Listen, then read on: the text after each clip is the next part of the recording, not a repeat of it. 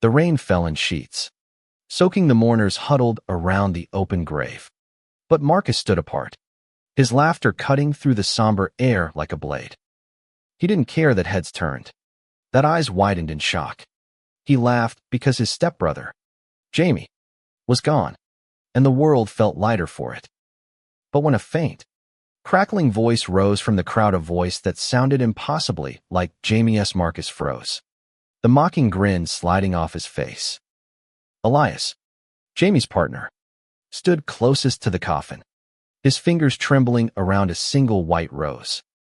His green eyes burned with grief, but beneath it simmered a quiet rage, directed not at the rain or the mud, but at Marcus, who dared to defile this moment. The cemetery in rural Georgia was a place of old oaks and older grudges, and today it held secrets that would unravel them all. Marcus and Jamie had never been brothers in any real sense. Their parents' marriage, a hasty union born of loneliness, stitched their lives together when Marcus was 15 and Jamie was 13. Marcus, broad-shouldered and brimming with small-town bravado, had always seen Jamie's softness, his love for poetry, his delicate hands, his quiet way of loving meanness, a weakness to be mocked. Faggot, Marcus would hiss when their parents weren't listening, and Jamie would shrink, his hazel eyes darting away. But Jamie had grown into himself, finding courage in his truth, while Marcus clung to the bitter armor of his prejudice. Elias had been Jamie's anchor. They met 3 years ago at a Savannah bookshop, where Jamie's laughter over a dog-eared copy of Whitman drew Elias like a moth to flame. Elias, a painter with a restless spirit, saw in Jamie a kind of beauty that made the world make sense. Their love was fierce, unapologetic, built on late-night talks and stolen kisses under Georgia's starry skies. But Jamie's heart condition, a silent traitor, had stolen him away at 27, leaving Elias to face this day alone until Marcus's laughter shattered the silence. Who laughs at a funeral? Elias muttered, his voice low but sharp enough to carry. He stepped toward Marcus, the rose still clutched in his hand.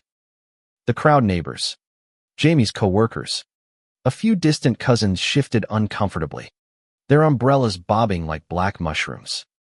Marcus smirked, his dark eyes glinting with defiance. I laugh because it's over.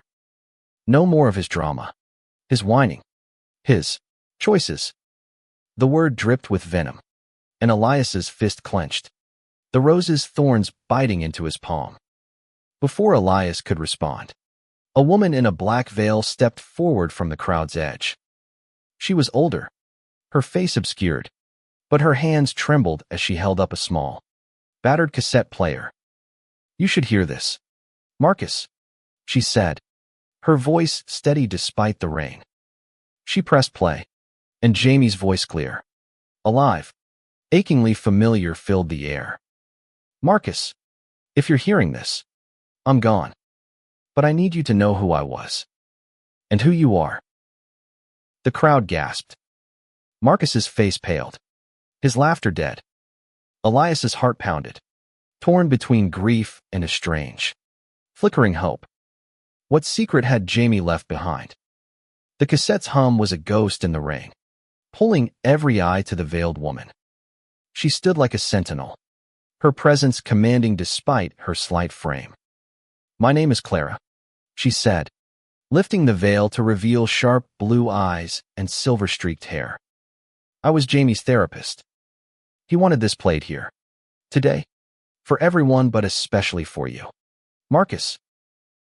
Marcus staggered back, his boots sinking into the muddy earth. This is a trick, he spat, but his voice wavered. Elias, still gripping the rose, felt his knees weaken. Jamie's voice, so vibrant, so him, was a knife twisting in his chest. How could a dead man speak? Clara pressed the player again, and Jamie's voice resumed. I've spent years trying to make you see me. Marcus. Not the faggot you called me. Not the weak kid you pushed around.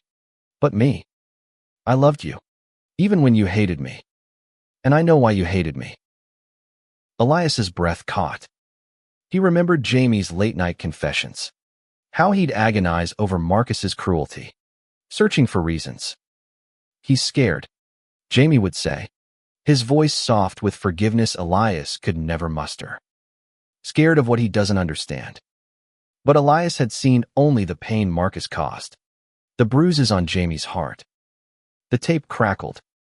"You're not just angry at me, Marcus. You're angry at yourself. I saw the way you looked at that boy in high school, the one with the guitar. You wanted him, and it terrified you." A murmur rippled through the crowd. Marcus's face twisted, his hands balling into fists. "Lies," he shouted, but his voice broke, and Elias saw something flicker in his eyes, fear. Or maybe truth. Clara didn't flinch. "Keep listening," she said, her tone firm. The tape continued. "I made this because I'm not afraid anymore. I'm not ashamed of who I am. But you, Marcus, still hiding. And I'm sorry I couldn't help you find your way out." Elias's mind raced. Jamie had never told him about this tape, this final act of defiance and love. He glanced at Marcus, whose broad shoulders slumped, as if the weight of Jamie's words was too much. The crowd was silent now, the rain the only sound beyond Jamie's voice.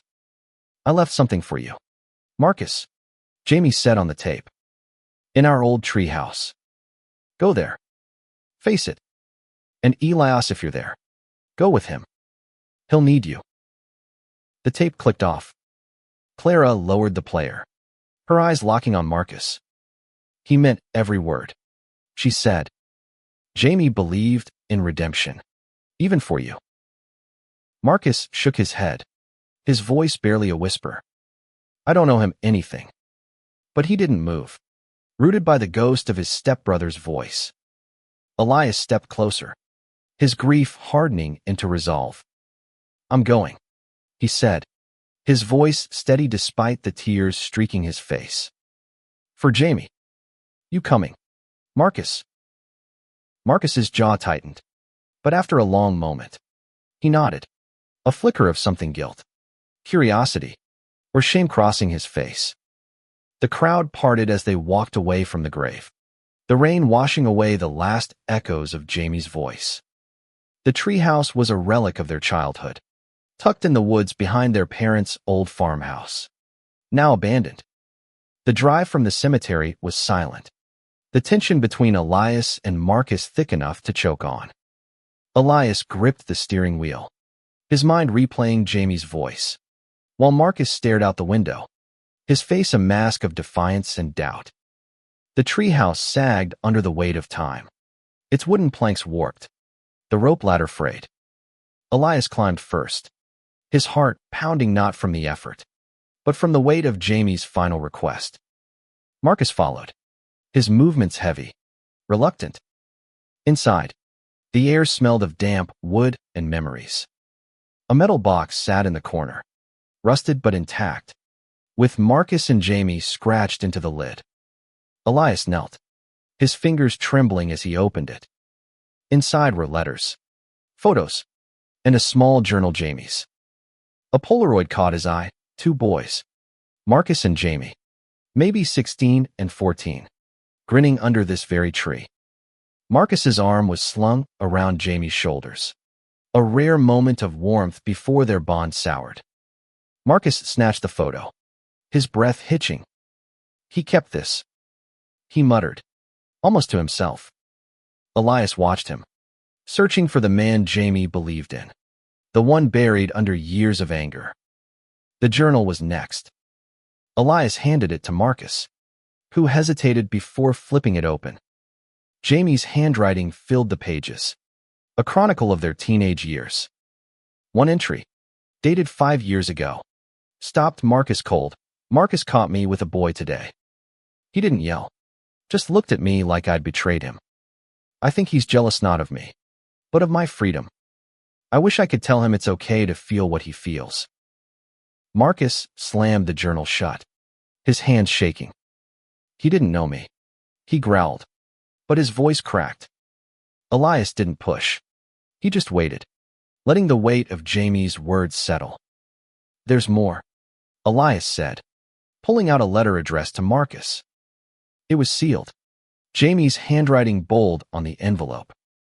Marcus tore it open, his eyes scanning the page. Elias watched his face shift anger, then confusion, then something softer. "Roar. Marcus, I saw you with him. I know you loved him, and I know you hated yourself for it. I forgive you for every cruel word, every push, every laugh. But you need to forgive yourself. I left this for you because I believe you're more than your fear. Love, Jamie." Marcus sank to the floor, the letter crumpling in his hands. I couldn't, he stammered, his voice breaking. Elias knelt beside him, his own grief mirrored in Marcus's trembling shoulders. "Who was he?" Elias asked softly. Marcus's eyes glistened, but he didn't answer. Not yet. The rain had stopped by the time they left the treehouse, but the air was heavy with the scent of wet earth and unresolved truths. Elias drove them to a diner in town, a quiet place where neon lights buzzed and the coffee was always burnt. They sat in a corner booth, the journal and letter between them like a fragile bridge. Marcus hadn't spoken since the treehouse, his silence louder than his earlier laughter. Elias sipped his coffee, watching the man who'd tormented Jamie wrestle with his own demons. Finally, Marcus spoke, his voice low. His name was Caleb. Elias leaned forward, his heart racing. "The boy with the guitar." Marcus nodded, staring at the table. "Senior year. He was different. Played music in the park. Didn't care what anyone thought. I liked him. Too much." His voice cracked, and he looked away, shame flickering in his eyes. "What happened?" Elias asked, his tone gentle but firm. Marcus's jaw tightened. "I kissed him. Once. Behind the bleachers. Felt like the world was going to end, but also like it was just beginning. Then Jamie saw us. I panicked, pushed Caleb away, called him names, told him to stay away from me." He paused, his voice barely audible. "He left town a week later. Never saw him again." Elias's chest ached, not just for Jamie, but for Marcus, trapped in a cage of his own making. "Jamie never told me," he said. "He kept your secret." Marcus laughed bitterly. "Yeah, and I thanked him by making his life hell." The diner's jukebox kicked on, playing a soft country tune that felt out of place. Elias reached across the table, his hand hovering near Marcus's. "He didn't hate you, Marcus. He wanted you to be free." Marcus pulled his hand back, but his eyes met Elias's, searching. "I don't know how," he admitted, the words raw, vulnerable. Elias thought of Jamie's smile, his unwavering belief in second chances. "Start by being honest," he said. "With yourself. With me." Marcus nodded, a small gesture, but it felt like a crack in his armor. They sat in silence, the weight of Jamie's love binding them in ways neither expected. The next day, Elias and Marcus returned to the farmhouse, drawn back by the pull of Jamie's memory. The treehouse had opened a door, but the house held more ghosts. They wandered through dusty rooms, finding traces of Jamie everywhere: a dog-eared poetry book, a sketchpad filled with doodles, a photo of him and Elias laughing on a pier. Marcus stopped at a framed picture on the mantel, their parents' wedding. Marcus and Jamie standing stiffly in suits, both trying to smile. "I was so angry back then," Marcus said, his voice soft. "Didn't want a new family. Didn't want him. But he kept trying to be my brother." Elias nodded, his throat tight. "He never gave up on people. Not even you." They found another box in Jamie's old room, this one filled with cassette tapes labeled with dates and names. One was marked Caleb. Marcus froze, his hand hovering over it. "He kept this too," he whispered. Elias found a dusty cassette player in the closet, They sat on the floor, the tape spinning. Caleb's voice, rough and soulful, sang a folk song about love and leaving. Then Jamie's voice cut in, narrating, "This is Caleb, Marcus's first love. I recorded this so you'd remember him. Marcus, so you'd remember you're capable of love." Marcus buried his face in his hands, his shoulders shaking. Elias didn't touch him, didn't speak, just let the moment unfold. When the tape ended, Marcus looked up, his eyes red. "I don't deserve this." His forgiveness. His everything. "Maybe not," Elias said, his voice steady. "But he gave it anyway. That's who he was." Marcus wiped his eyes, a faint resolve forming. "I need to find Caleb," he said. "I need to make this right." Elias felt a spark of hope, not just for Marcus, but for the part of Jamie that lived on in this moment. "I'll help you," he said. For Jamie. Finding Caleb wasn't easy. Marcus and Elias spent days tracking leads, starting with old high school records and social media. They learned Caleb had moved to Nashville, chasing music, and was now a small-time singer performing at local bars. Elias booked them a flight, his savings dwindling but his determination unshaken. Nashville was alive with music and lights, a stark contrast to the quiet grief of Georgia. They found Caleb at a dive bar, his guitar slung across his chest, his voice still carrying that raw edge Marcus remembered. Caleb's eyes widened when he saw Marcus, but he finished his set before approaching. "Marcus," Caleb said, his tone wary but not cold. "Didn't expect to see you here." Marcus shifted, uncomfortable under the bar's dim lights. "I'm here because of Jamie. He's gone." Caleb's face softened, and he gestured to a table. They sat, Elias watching as Marcus struggled to find words. "I'm sorry," Marcus finally said, "for what I did to you. For pushing you away. I was scared, and I hurt you." Caleb leaned back, his expression unreadable. "You broke my heart, Marcus. But I moved on. I had to." Marcus nodded, his voice thick. "I know. I just needed you to know I'm not that guy anymore. Jamie, he made me see that." Caleb glanced at Elias, then back at Marcus.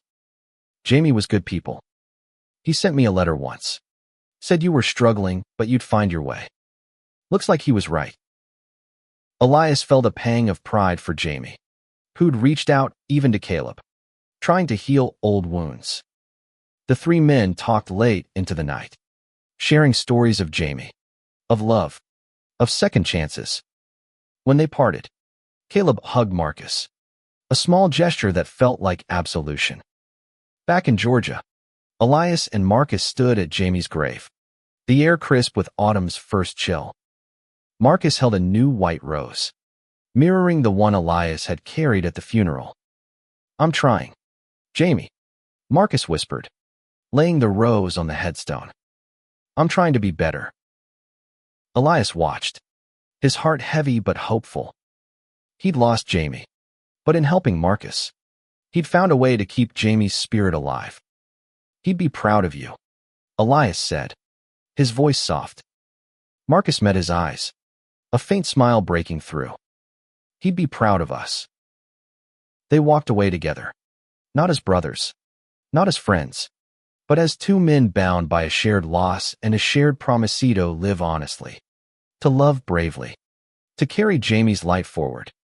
The cemetery was quiet now, but Jamie's voice lingered, a living echo that would guide them both.